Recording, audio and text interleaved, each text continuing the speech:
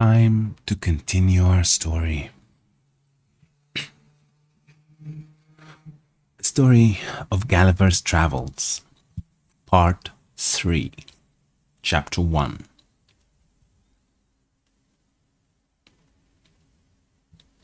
Part, Part 3, A Voyage to Laputa.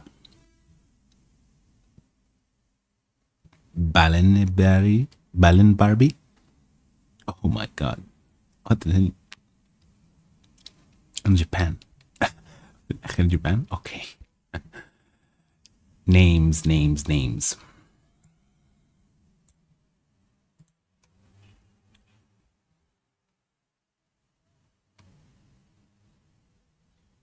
whatever. Chapter 1.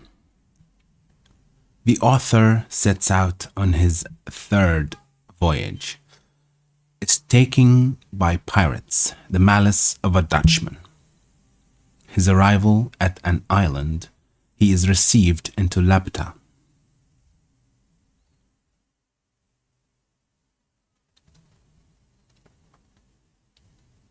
I had not been at home above 10 days when Captain William Robinson, a Cornish man, commander of the Hopewell, a stout ship of 300 tons, came to my house. I had formerly been surgeon of another ship where he was master, and a fourth part owner in a voyage to the Levant. He had always treated me more like a brother than an inferior officer, and hearing of my arrival made me a visit, as I apprehended only out of friendship, for nothing passed more than what is usual after long absence. But repeating his visits often, expressing his joy to find me in good health, asking whether I were now settled for life, adding that he intended a voyage to the East Indies in 2 months. At last, he plainly invited me, though with some apologies, to be surgeon of the ship, that I should have another surgeon under me, beside our 2 mates, that my salary should be double to the usual pay, and that having experienced my knowledge in sea affairs, to be at least equal to his, he would enter into any engagement to follow my advice, as much as if I had shared in the command.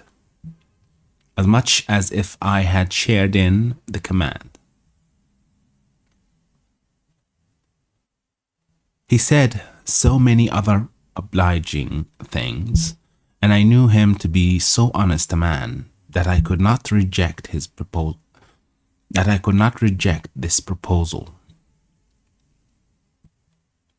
The thirst I had of seeing the world, notwithstanding my past misfortunes, continuing as violent as ever. The only difficulty that remained was to persuade my wife, whose consent, however, I at last obtained. By the prospect of advantage she proposed to her children.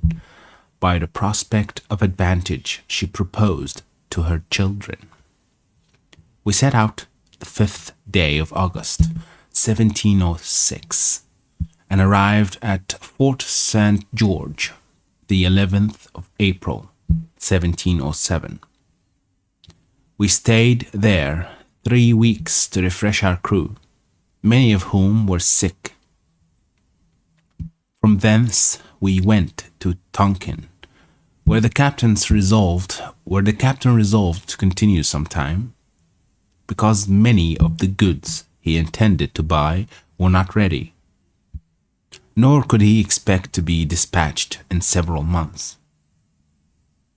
Therefore, In hopes to defray some of the charges he must be at, he bought a slop, loaded it with several sorts of goods, wherewith the Tonkinese usually trade to the neighbouring islands, and putting 14 men on board, whereof 3 were of the country, he appointed me master of the slop, and gave me power to traffic, while he transacted his affairs at Tonkin. We had not sailed above 3 days, when a great storm arising, we were driven 5 days to the north-northeast, and then to the east, after which we had fair weather, but still with a pretty strong gale from the west. Upon the 10th day we were chased by 2 pirates, who soon overtook us, for my slop was so deep laden that she sailed very slow. Neither were we in a condition to defend ourselves. We were boarded about the same time by both the pirates, who entered furiously at the head of their men, but finding us all prostrate upon our faces, for so I gave order, they pinioned us with strong ropes, and setting guard upon us, went to search the slop. I observed among them a Dutchman, who seemed to be of some authority, though he was not commander of either ship. He knew us by our countenances to be Englishmen, and jabbering to us in his own language, swore we should be tied back to back and thrown into the sea. I spoke Dutch tolerably well.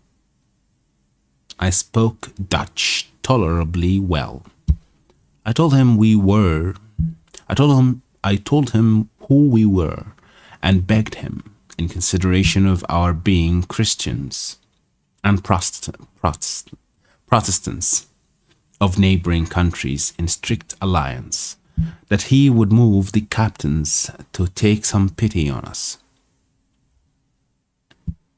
This inflamed his rage. He repeated his threatenings, and turning to his companions, spoke with great vehemence in the Japanese language, as I suppose, often using the word Christianos. That's an interesting word. Let's see how it's pronounced.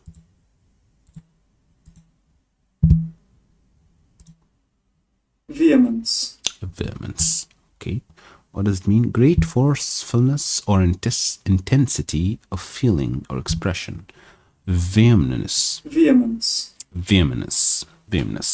Okay. Spoke with great vehemence in the Japanese language, as I suppose, often using the word Christianos. The largest of the 2 pirate ships was commanded by a Japanese captain, who spoke a little Dutch, but very imperfectly. He came up to me, and after several questions, which I answered in great humility, he said, "We should not die." I made the captain a very low bow, and then, turning to the Dutchman, said, I was sorry to find more mercy in a heathen than in a brother Christian. Heathen. I was sorry to find more mercy in a heathen than in a brother Christian. Heathen. But I had seen reason to repent those But I had soon reason to repent those foolish words, for that malicious reprobate. For that malicious reprobate, having often endeavoured in vain to persuade both the captains that I might be thrown into the sea, Reprobate. It's an interesting word. Almost a tongue twister. Reprobate. Reprobate. Reprobate. Okay.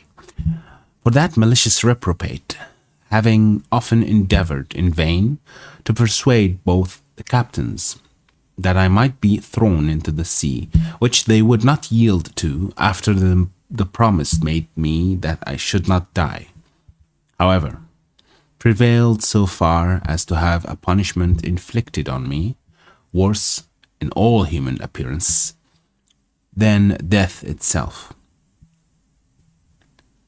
My men were sent by an equal division into both the pirate ships, and my slop new manned, and my slop new manned.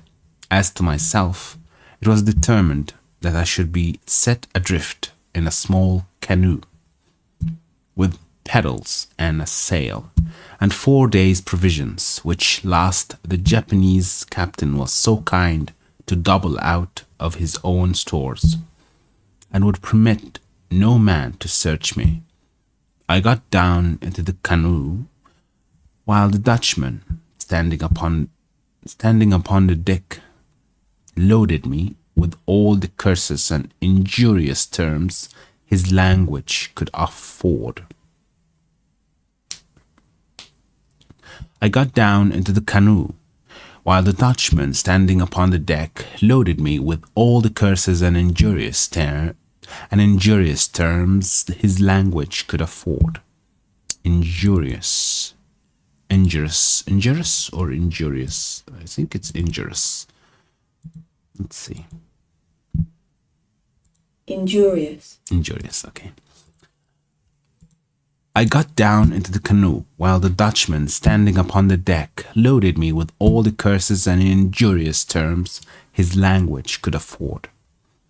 About an hour before we saw the pirates, I had taken an observation, and found we were in the latitude of 46 and longitude of 183. When I was at some distance from the pirates, I discovered by my pocket glass several islands to the southeast. I set up my sail, the wind being fair, with a design to reach the nearest of those islands, which I made shift to do in about 3 hours. It was all rocky, however. I got many birds' eggs, and striking fire, I kindled some heath and dry seaweed, by which I roasted my eggs. I ate no other supper, being resolved to spare my provisions as much as I could. I passed the night under the shelter of a rock, strewing some heath under me, and slept pretty well.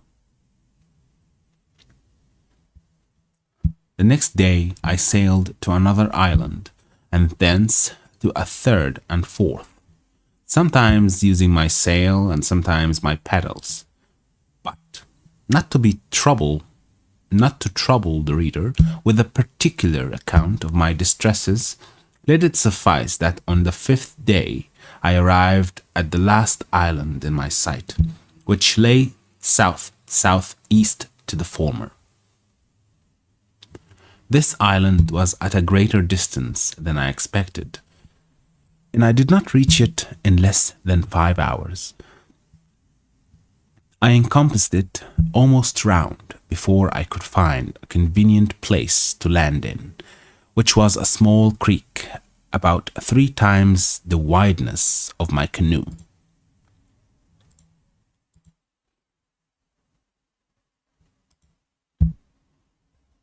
I found the island to be all rocky, only a little intermingled with tufts of grass and sweet-smelling herbs. I took out my small provisions, and after having refreshed myself, I secured the remainder in a cave whereof there were great numbers. I gathered plenty of eggs upon the rocks, and got a quantity of dry seaweed and parched grass. which I designed to kindle the next day, and roast my eggs as well as I could, for I had but for I had about my for I had about me my flint, steel. Okay. For I had about me my flint, steel, match, and burning glass. I lay all night in the cave where I had lodged my provisions. My bed was the same dry grass and seaweed, which I intended for fuel. I slept very little, for the disquiets of my mind prevailed. I slept very little, for the disquiets of my mind prevailed over my weariness, and kept me awake. It's an interesting paragraph. It's an interesting word. Let's see how it's pronounced.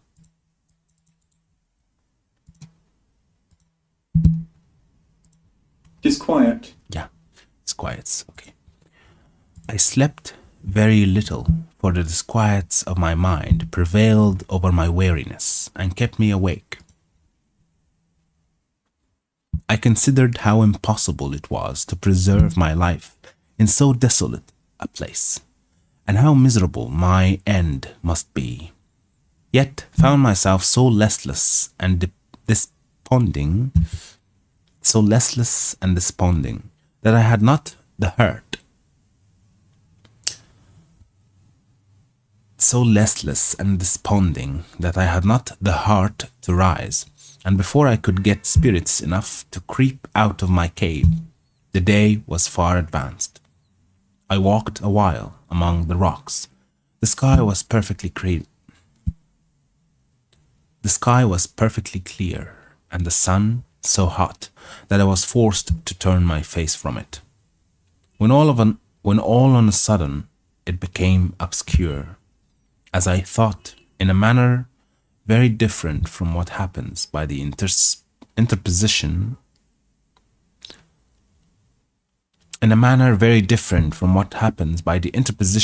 of a cloud. I turned back and perceived a vast opaque. I think it's opaque. Let's see.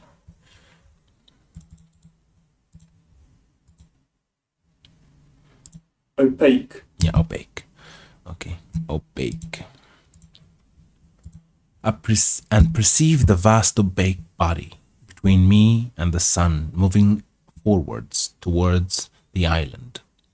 It seemed to be about 2 miles high, and hid the sun 6 or 7 minutes, but I did not observe the air to be much colder, or the sky more darkened, than if I had stood under the shade of a mountain.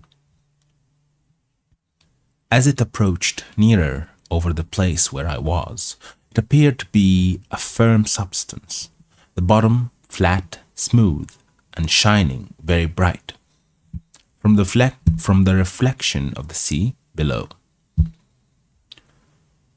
It appeared to be firm substance, the bottom flat, smooth, and shining very bright from the reflection of the sea below. I stood upon a height about 200 yards from the shore, and saw this vast body descending almost to a parallel with me, at less than an English mile distance. I took out my pocket perspective and could plainly discover numbers of people moving up and down the sides of it, which appeared to be sloping, but what those people were doing I was not able to distinguish.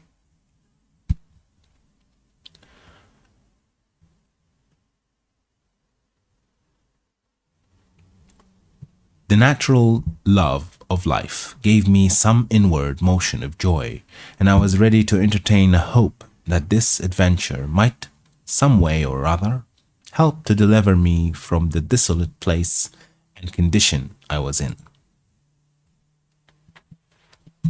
But at the same time, the reader can hardly conceive my astonishment to behold an island in the air inhabited by men who were able, as it should seem, to raise or sink or put it into progressive motion.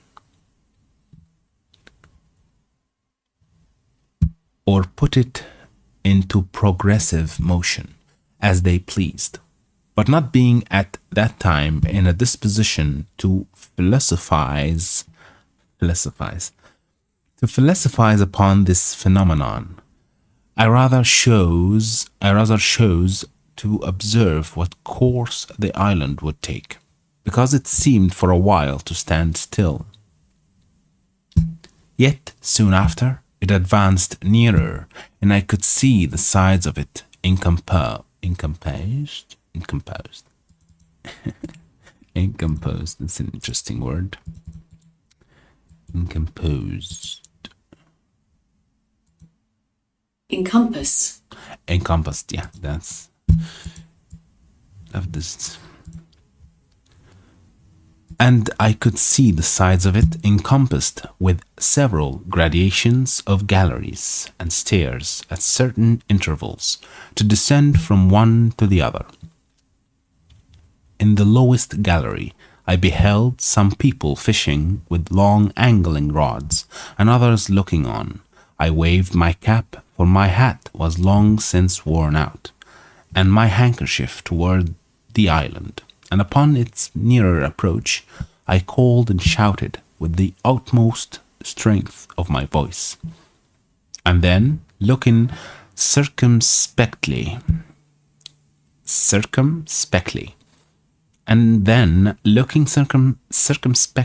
I beheld a crowd gathered to the side which was most in my view. I found by their pointing towards me and to each other that they plainly discovered me, although they made no return to my shouting. But I could see 4 or 5 men running in great haste up the stairs to the top of the island, who then disappeared. I happened rightly to conjecture that these were sent for orders to some person in authority upon this occasion. The number of people increased, and in less than half an hour the island was moved and raised in such a manner that the lowest gallery appeared in a parallel of less than 100 yards distance from the height where I stood. I then put myself in the most supplicating posture, and spoke in the humblest accent, but received no answer. Those who stood nearest over against me seemed to be persons of distinction, as I supposed by their habit. They conferred earnestly with each other, looking often upon me. At length, one of them called out in a clear, polite, smooth dialect, not unlike in sound to the Italian, and therefore I returned an answer in that language, hoping at least that the cadence might be more agreeable to his ears. Hoping at least that the cadence might be more agreeable to his ears. Although neither of us understood the other, yet my meaning was easily known, for the people saw the distress I was in. They made signs for me to come down from the rock and go towards the shore, which I accordingly did, and the flying island being raised to a convenient height, the verge directly over me, a chain was let down from the lowest gallery, with a seat fastened to the bottom, to which I fixed myself, and was drawn up by pulleys. This will be it for today, and I will see you in the next one.